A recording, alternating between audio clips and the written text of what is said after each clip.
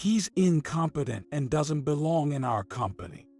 There's no seed for incompetence here. You're fired. When I arrived at the venue where the company orientation was being held, I found a metal chair thrown at the entrance, and my son, Mark, standing there bewildered. What in the world happened? I asked my son Mark about the situation. Apparently, the department head, James, had thrown Mark's chair and told him to stand outside? On such a celebrated first day at work, how could he do such a thing? His mother, Michelle, came out from the venue.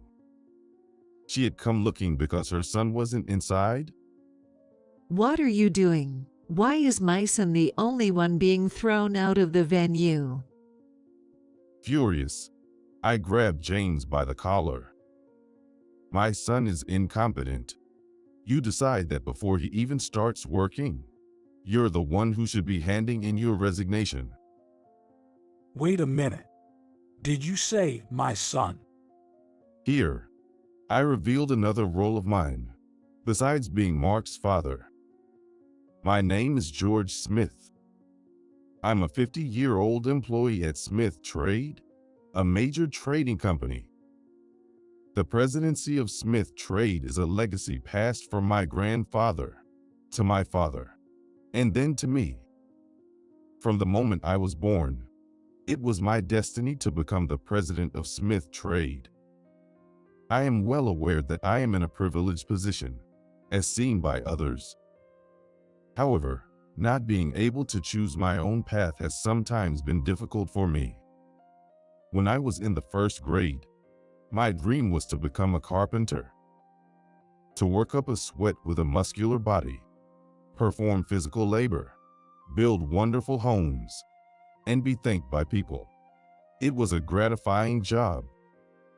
But soon, I realized that it was futile to have such dreams, as my future was already decided to take over Smith Trade. Even if I wanted to be a race car driver or aspired to be an astronaut, there was no hope for those dreams. In elementary and middle school, my classmates kind of saw me as someone special. George is going to be the president someday. That must be nice. It's so easy for him. Easy? Being the president is easy. All you have to do is give orders, and it's the employees who do the work. You just sit in a big chair and do nothing. There's no easier job than that. My classmate didn't mean any harm by it. As kids, we didn't really understand what a president does. Some might think I must have been popular with the girls. It's not that I wasn't, but I was quite shy, and during my elementary years, I struggled to respond properly. From the upper grades of elementary school, girls began confessing to me, but I would just laugh it off. It was not until the first year of middle school that I fell for a girl. She was a cheerful girl in the same group, and when I confessed, we soon had a mutual love. We would chat about trivial things on the way to and from school, and I remember having a great time. By the time I reached the 9th grade, I faced something for the first time. Her parents got transferred, and she moved to a different school. I wanted to be with her, but there was nothing we could do, and our relationship naturally faded. Through high school and university, the path ahead of me always included the company Smith Trade. Perhaps it was the folly of youth, but at one point, I wanted to defy my fate, and, against my family's wishes, I took a job at an advertising agency in a completely different field. I ended up working there for 10 years. When my father started saying, "It's time to come back," I fell in love with Michelle Brown, a college student who had come for an internship. Michelle was a smart woman, but very young. I should have taken the lead, but being shy, I always let her take the initiative. Eventually, Michelle confessed that she was pregnant, and for a moment, my mind went blank. It wasn't that I didn't want to become a father, but because it would greatly disrupt Michelle's life plans. Michelle was a woman with no desire to marry, believing that if she could dedicate her life to her work, she would prefer to remain single. I expected her to panic about the pregnancy, but she continued working, took a short maternity leave, and gave birth to a boy, whom we named Mark. A family meeting was called, and I expressed my desire to marry Michelle, but neither my father nor my grandfather would listen. I declared that I would cut ties with my family to be with Michelle, but then she came to our house and announced that she would pursue her own path. I have no intention of joining the Smith family. I will continue to pursue my dreams and live with my son. It will be challenging to advance your career as a single mother. Won't you let us raise Mark? I absolutely refuse. If you take Mark away, I'll cut ties with George. I will continue to interact with him, so please don't talk about taking over Mark's upbringing. Faced with Michelle's firm stance, my mother had no choice but to retract her opinion. For my father and mother, he was their first grandchild, and being a boy, they had various expectations. However, since I couldn't marry Michelle, the only option I had was to be Mark's parent from afar. Michelle joined the advertising agency and began building her career. I married Kate, the partner chosen by my grandfather. Kate was not particularly beautiful, but she had an honest nature and was a comforting presence to be around. I didn't feel the passion I had with Michelle, but I convinced myself that this was what marriage was about, not romance. Mark grew up healthy and well. Since Kate and I didn't have children, I believe my grandfather, father, and mother secretly wished to see Mark. However, out of consideration for Kate, I was the only one who interacted with Mark as the uncle who gets along with his mom. What Michelle and Kate really thought about this situation, I couldn't tell. The fact that I had greatly changed the destinies of these two women was something I had to firmly accept. I kept telling myself to make the best decisions at each moment and chose my path accordingly. Eventually, Mark graduated from university and submitted his resume to Smith Trade. According to Michelle, she didn't remember providing any particular guidance on his career path as a mother. I truly felt the workings of fate. Mark was an impeccable student. His academic performance was excellent. He was active in volunteer activities, and I heard he spoke clearly and confidently in interviews. Although I had not revealed Mark's background to anyone, I was confident that he would certainly secure a job offer. But then, an unexpected figure stood in the way. James Wilson, the HR department head at the headquarters, ultimately opposed Mark's acceptance of the final job offer. James joined the company at the same time as me, but he didn't know that I was the next president. As a child, being known only as the president's son and constantly being in the spotlight without recognition for my real abilities was frustrating. So when I joined the company at 32, I used my mother's maiden name Murphy, not Smith. Naturally, James didn't know that Mark was the son of the future president. Since Mark's last name was Brown and mine was Murphy, no one knew we were father and son. Therefore, it would never occur to him that Mark could be a potential heir to Smith Trade. If, by any chance, James had secretly become aware of my background, he wouldn't want to oppose the future president and would simply agree with Mark's job offer without argument. Observing James calmly, I saw him as nothing more than a colleague from the same entry year, without any animosity. So, why would he oppose Mark's entry into the company so much? The next thing I considered was whether Mark had had some past involvement with James. Mark attended the top high school in the state and entered a prestigious national university.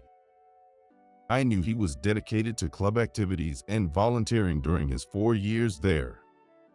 It was possible that he had some contact with James through his school activities. After much hesitation, I contacted Michelle. It turned out to be a situation where we would meet alone for the first time in a long while, and I felt a mix of excitement and guilt. When Michelle arrived at the meeting place, she was dressed in an expensive suit, looking like a stylish career woman. Seeing her like that, I felt maybe it was for the best that I didn't force a marriage. I then asked if there had been any problems during Mark's university years, but Michelle didn't have any particular recollection. It's okay not to force a job offer. The company isn't just Smith Trade. Experiencing setbacks early in life can be good for the future in the long run. No, I want Mark not as my son, but as a new employee. I won't give him any special treatment, so rest assured. With this, I strongly advise my father, the president, and Mark joined our company. On his first day of work, I opened the window to find the sky clear and a pleasant breeze blowing in. The thought of Mark finally becoming a working adult was deeply moving. Michelle also participated in the orientation because bringing a partner or family was possible. This day was also special for me personally. After having breakfast prepared by my wife, Kate, I headed to the venue in a hired car. There, I encountered an unbelievable scene.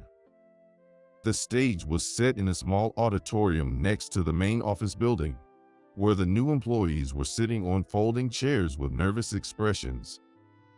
I tried to sneak a peek at Mark from the back entrance for staff. Then I noticed that one of the chairs where the new employees were lined up was conspicuously empty. Furthermore, Mark was nowhere to be seen among the seated new employees. A bad feeling led me to rush to the door where the new employees had entered. What happened next was unimaginable. A folding chair was discarded in front of the entrance, and there stood Mark, looking bewildered. James was standing beside him, arms crossed and looking down at him. I hurried over to Mark's side. What happened? All the other new employees are sitting inside the auditorium. Mark noticed me and uttered a small sound, but immediately looked down. What are you doing? James looked at me and clicked his tongue. This guy is incompetent and doesn't belong in our company. There's no seat for incompetence here. You're fired. What in the world happened? I asked Mark about the situation. Apparently, James, the department head, had thrown Mark's chair out and told him to stand outside? On such a celebrated first day at work, how could he do such a thing? Michelle, his mother, came out from the venue. She seemed to have come looking because her son wasn't inside. Michelle hurried over when she saw Mark and James standing facing each other. What are you doing? Why is my son the only one being kicked out of the venue?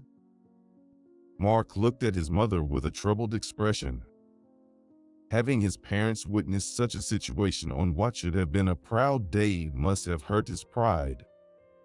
I was so furious I might have exploded. I grabbed James by the collar. My son is incompetent. You decide that before he's even started working.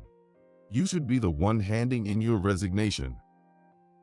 What do you mean, my son? Mark Brown is my son. Did you oppose his hiring because you knew about the relationship between me and Mark? James looked bewildered and shook his head, saying, I didn't know. I almost raised my hand in disbelief. But Michelle grabbed it, stopping me from going any further. George, stop. Mark is watching. Aren't you angry? What makes Mark incompetent? It's as if you and I have been insulted as his parents. I understand how you feel, but this is not the time to be angry. Today is supposed to be a big day for you too. Michelle might not have been calm, but she was well aware of the situation and hadn't forgotten what needed to be done. She was far more mature than I. There's no way Mark, whom Michelle raised, could be incompetent. I needed to calm down, and I took several deep breaths.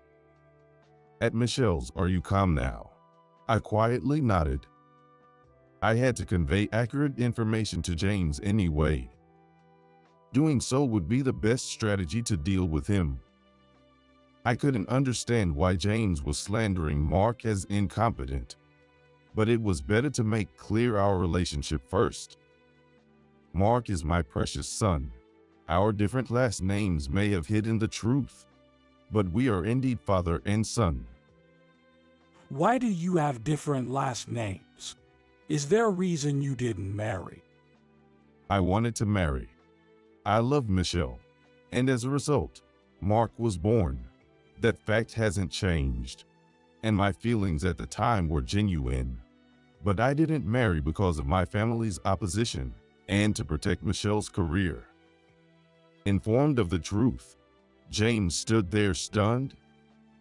Mark, looking bewildered, asked in a trembling voice, "Is Uncle George my dad?" To reassure Mark, I made an effort to smile gently and answered, "Yes, I am." Michelle listened, nodding slightly to my words, then spoke soothingly to Mark. You might be confused now. I'll explain everything later, so go get your chair and return to your seat. Mark nodded in understanding, bowed to me, picked up his folding chair, and started heading back inside the auditorium. Here, I revealed another role I held besides being Mark's father. As of today, I am taking over as the president of this company. I need to make a speech for the new employees soon. Mark, you're also an employee of this company from today. Let's do our best. I didn't expect it to be known this way. He's always been there for you. He's a great dad. Then Mark, with a look of concern, tentatively spoke to me. Dad, you're the president of this company. Really? Does that mean I got in through connections? Not at all. You were hired on your own merits. Go and join the orientation with confidence. Michelle patted Mark's shoulder. Mark nodded firmly, and this time ran back into the auditorium. Glancing at a still dazed James, Michelle and I returned to our seats. As I sat down in the chair prepared at the venue, an announcement came on, and the orientation began. The orientation proceeded solemnly, and I went up to the stage to give the president's address. As the new president, I conveyed words of celebration and gratitude to the new employees, and at the end, I exchanged smiles with Mark. Mark looked serious, his lips tightly sealed, but he nodded several times in response to my words. After the successful completion of the orientation, I invited Michelle and Mark to have dinner together for the first time in a while. Michelle looked at me with hesitation. Mark is one thing, but is it okay for me to have dinner with you? Won't Kate feel bad? Kate is well aware of our relationship, and she knows that today was Mark's orientation. Since the three of us are together, having a meal should be allowed. I'd like to have dinner with Dad too. There were so many surprises today. I want to talk things through with both my parents and sort out my feelings. To reassure Michelle, I called Kate and informed her that the three of us would be having dinner together. Kate responded in her usual calm voice. Please enjoy your time. We decided to celebrate Mark's hiring and my appointment as president at my favorite restaurant. In a room with a view of a beautiful garden, the three of us toasted. Mark was old enough to drink but didn't seem inclined. What's the matter? I ordered the best food and drink. Didn't it suit your taste? No, just thinking about going to a company every day where that James Wilson is, I feel anxious about whether I can work well. Indeed, James seems to have it out for you. Actually, he was the only one who opposed your hiring at the final decision. Did you do anything to upset him? Or do you have any idea why? Hearing my words, Michelle's expression changed. It seemed she knew something, so I prompted her to talk. Did Michelle and Mark meet James for the first time? I met him during the interview for the first time. What about you, Michelle? You've never seen James, right? Suddenly, Michelle began to panic and started to explain. Actually, after we broke up, she was introduced to James by a meddlesome neighbor lady for a matchmaking meeting. James and I were hired at the same time and had drunk together several times, but he seemed to have no interest in women. He was pot-bellied from a young age, and by the time he was almost 30, his head had considerably balded. So I mistakenly thought he had no interest in women or marriage. But that was just my assumption. I feel ashamed of myself for thinking that his appearance was one of the reasons why he couldn't get married. I went on 2 dates with him, but we didn't share the same values or preferences. Moreover, it seemed James didn't like the fact that Mark was still young, so I turned down the marriage proposal. Actually, Mom was often set up for matchmaking when I was little. I always hoped Uncle George would be one of the matchmaking partners. The story about Michelle and James surprised me. It turns out Michelle had rejected James, and perhaps he held a grudge about it, opposing Mark's job offer once he learned Mark was Michelle's son. Don't worry, I'll keep Mark and James apart. I'm watching, and if James tries anything with Mark, I'll fire him for sure. Thank you. I'm really counting on you, George.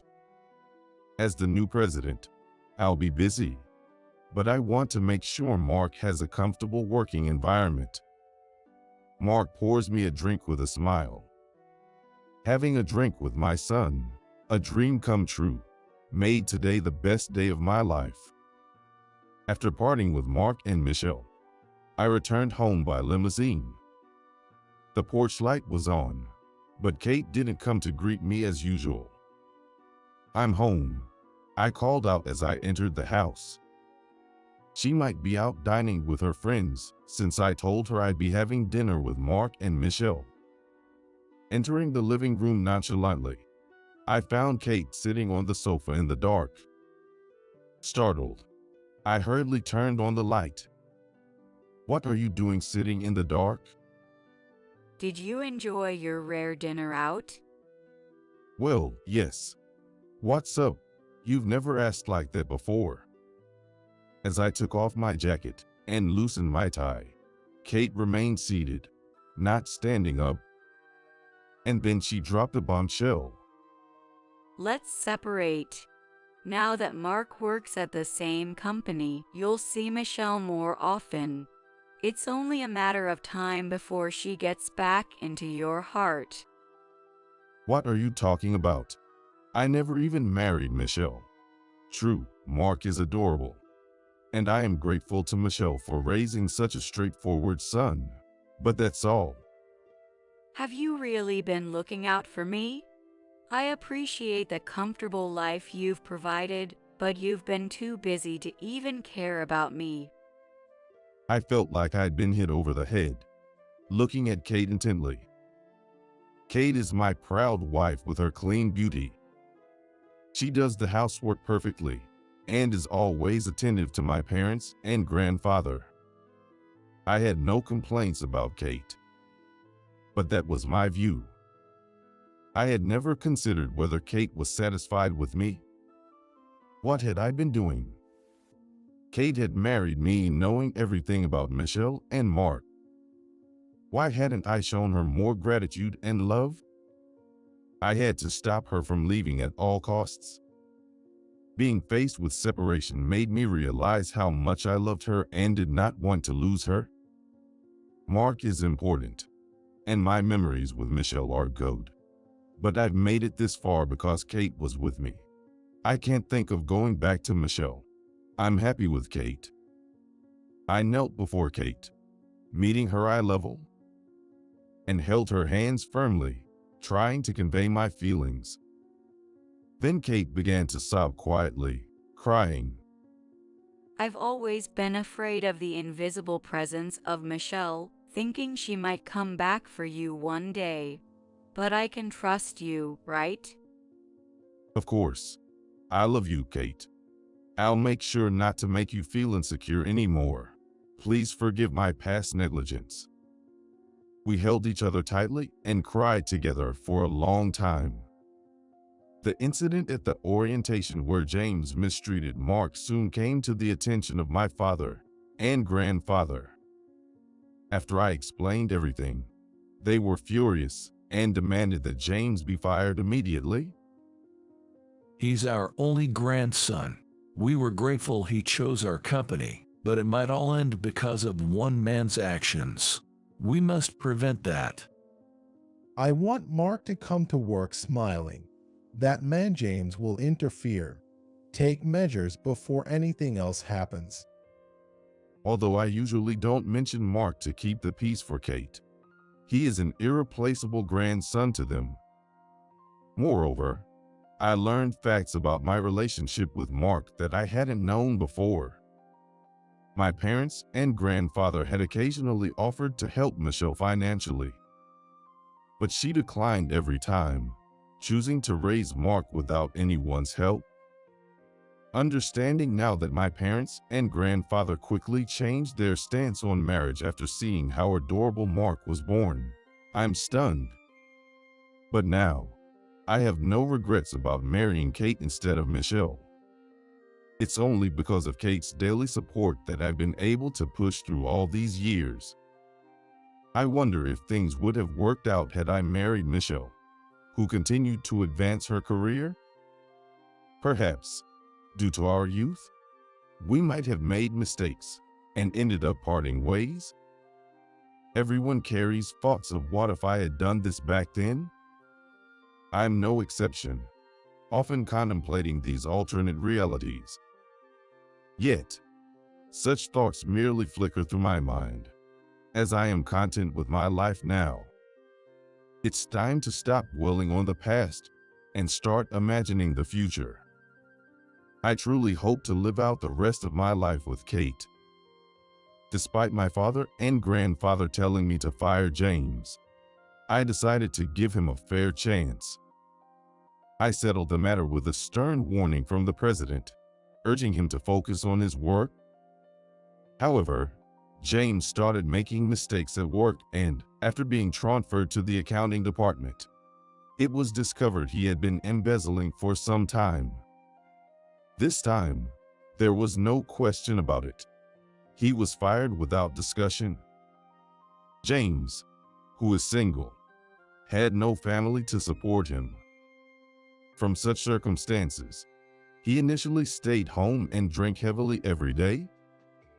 However, some meddlesome person took him out, but unfortunately, they went out gambling. James became completely absorbed in gambling. He spent the day gambling and spent the night drinking. If he won, he celebrated with victory drinks. If he lost, he drowned his sorrows. Eventually, he accumulated debt and vanished without a trace. Rumors among the local housewives suggested he might have fled the state to escape his debt collectors. And over time, The memory of James as an employee faded away. Mark's progress has been remarkable. After his initial training, he was assigned to the accounting department.